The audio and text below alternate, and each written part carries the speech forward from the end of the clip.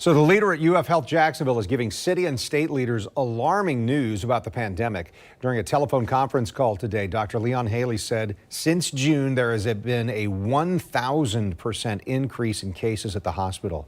News for Jax reporter Jim Pickett leading our coverage on the pandemic tonight. And Jim, he was in that call. He's joining us from the newsroom. Jim, so to you, what was the biggest takeaway from that conference call? Well, I'd have to say the head of UF Health saying that this is not going away anytime soon. In fact, he said the next few weeks are going to be very rough.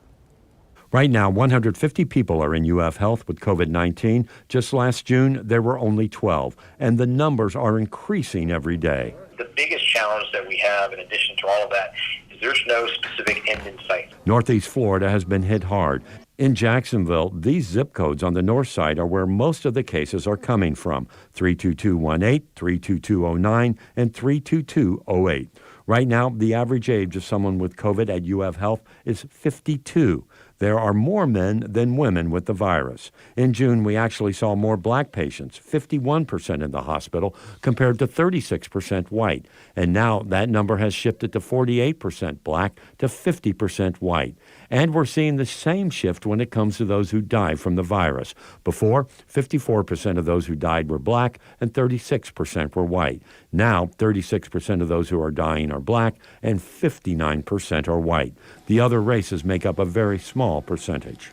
They're largely men at this point, and largely Caucasian, particularly of the mortality. So it is still a disease that can wreak a lot of havoc. It still causes significant illness. It still causes death, particularly if you are unvaccinated.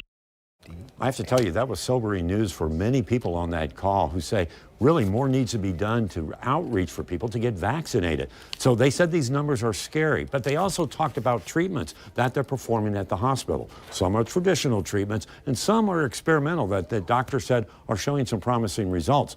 Dr. Haley said also, if you can wear a mask, do so. And he also believes that it would be a good idea to wear a mask at school, but he knows there's not going to be any mask mandate anytime soon. From the newsroom, Jim Pickett, Channel 4, the local station.